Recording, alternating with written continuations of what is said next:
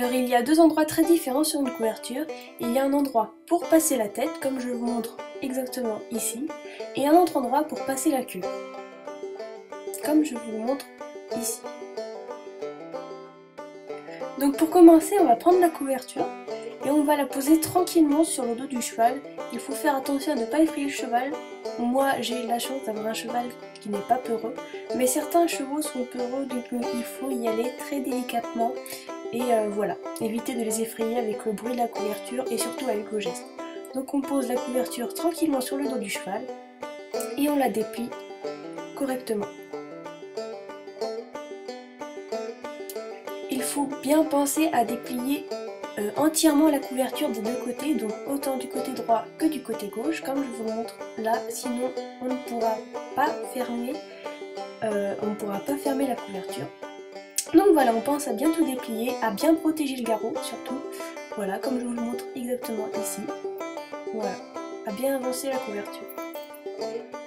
La couverture, moi je commence toujours par le devant, je vous expliquerai plus tard pourquoi. Donc c'est très simple, il y a plusieurs styles de fermeture. Moi ça se passe avec des petits, on va appeler ça des sangles, des petites sangles comme ça qu'on attache. Il ne faut pas trop serrer. Moi là j'avoue, j'ai fait une bêtise, j'ai un petit peu trop serré, mais j'avais pas du tout fait attention, donc voilà, ne surtout pas trop serrer. Alors voilà pourquoi j'ai commencé toujours par le devant, toujours pas fermer par le devant, parce que après je tire la couverture vers l'arrière pour bien la positionner, et voilà. Et ensuite nous allons attacher les sangles du dessous. Il faut toujours croiser les sangles pour faire, je vous expliquerai tout à l'heure pourquoi il faut toujours croiser les sangles, mais il faut bien croiser les sangles pour faire une sorte de croix en dessous le ventre du cheval. Donc voilà, on finit d'attacher et on vérifie bien ensuite pour vérifier qu'il y a bien une croix, que ça forme bien une croix sous le ventre du cheval. Il faut toujours croiser les sangles, car si on ne croise pas les sangles et qu'on les ferme normalement, comme si le cheval,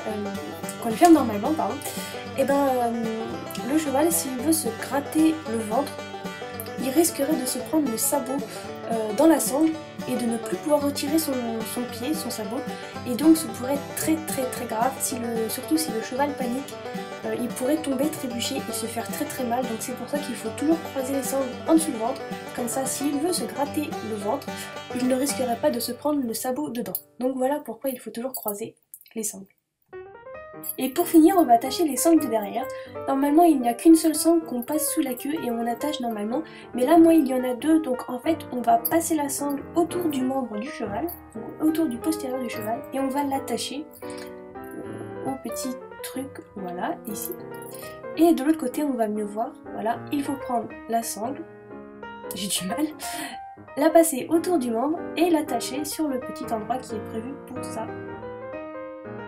Et bien faire attention que la queue soit libérée et non pas attachée avec les sangles. Donc voilà, cette vidéo est terminée, j'espère qu'elle vous aura plu et on se retrouve très prochainement pour un prochain tuto. À bientôt!